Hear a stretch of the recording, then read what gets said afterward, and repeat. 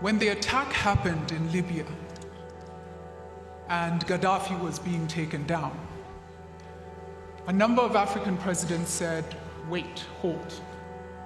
We will fly into Libya and we can have some kind of diplomatic conversations.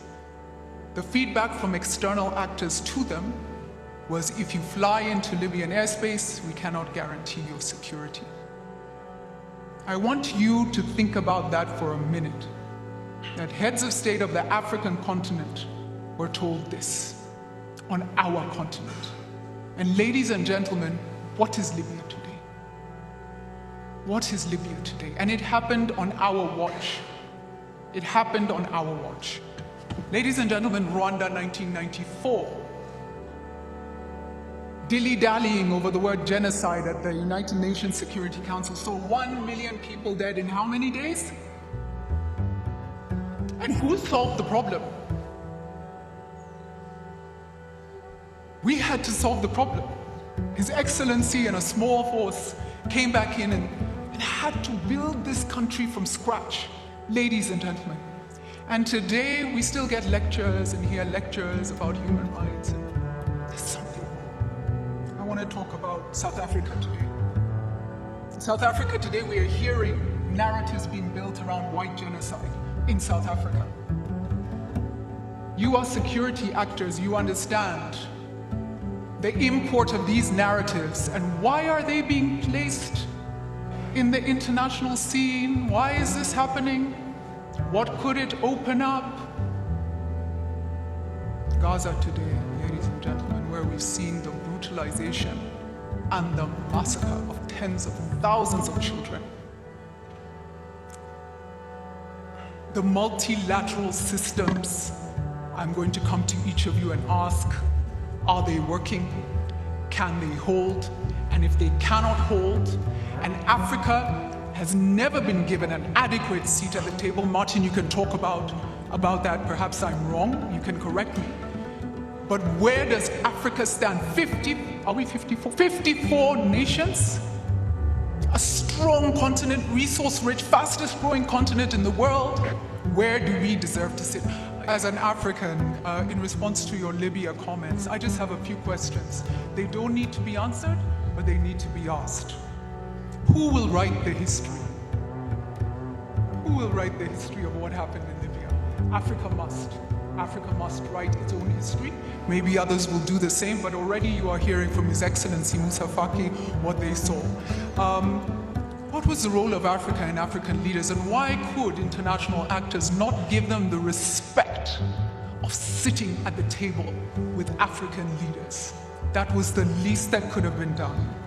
You know, what is the standard of living for Libyans today? Is it better today than it was before the attack? Is Libya secure today? Are the neighbors of Libya secure today? And the final question, who earns from Libya's resources? Libya was a wealthy nation, oil producing. Who earns today? Do we know in this room where Libya's money goes?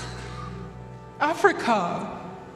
Africa, we have to ask the questions. We must. You know, many of our cultures believe in the spirit of Ubuntu. You know, so it's very easy for us to lean back into that. I am because you are. That mutual respect stands within many of our communities. In Kenya, we have something called Harambee. How many of you have heard about this, the Harambee principle? And if you haven't, thank you, I see a couple of hands. The Harambee principle is when we strive together, we achieve much. When you stand alongside each other, you have extra vigor, energy, and you push harder. And so we have a lot within our own communities, our principles, that we can tap into to give power to African solidarity. Allow me to end with a quote from a great African leader. I can see no security for African states unless African leaders have realized beyond all doubt that the solution of Africa lies in African unity. That was Kwame Nkrumah. Kwame Nkrumah, how many years ago?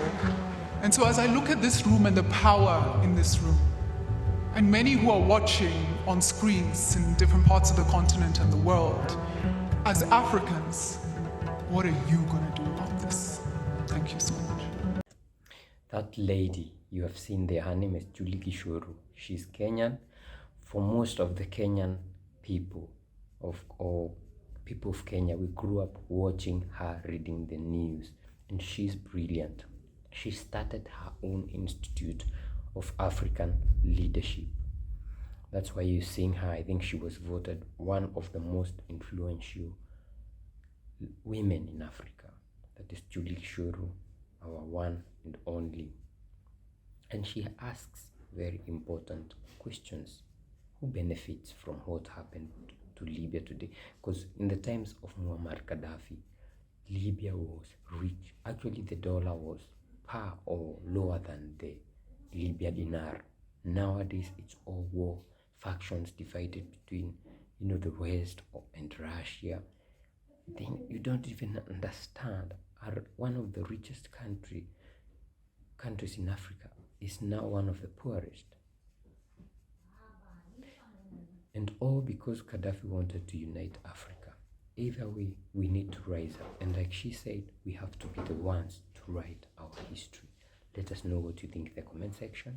Like to support us, we have Pamia Coffee link in the description and on your screen. You have super chat, super thanks, and any other way that you'd like to support us. We have a number on our description. You can send a WhatsApp.